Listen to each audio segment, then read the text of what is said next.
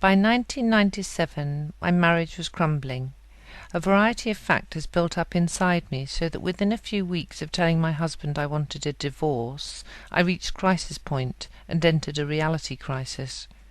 At first my husband coped by starting an affair with someone else and staying away from home a lot. Once my mother and a friend spoke to him and urged him to see that I was ill and needed help, he started to take rapid action to have me hospitalized.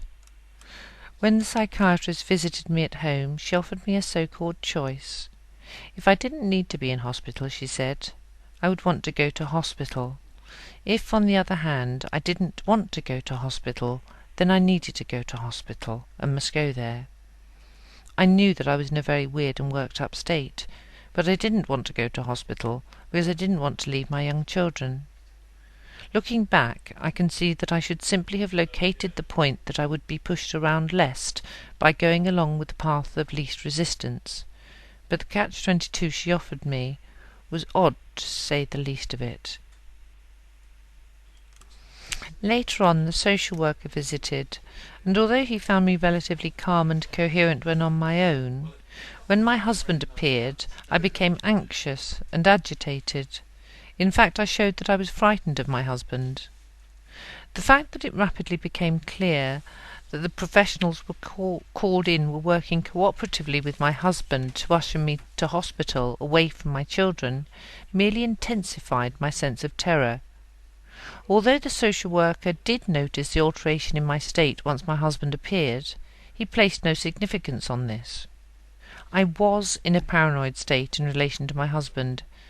This very fact meant that clear, visible alliances between him and others would disable me from trusting those others. That no professional thought this through is astonishing to my mind. Once I arrived in hospital, I was shown around and then taken to the high dependency unit. I was expected to sit down there, with the nurse either side of me, talking to each other as if I wasn't there. We sat this way for hours. No one spoke to me, or even acknowledged me as such most of the time. It was the day before my 40th birthday. I was away from my children, from everything and everyone I loved and felt safe with. My anxiety levels reached such a pitch that I eventually blacked out.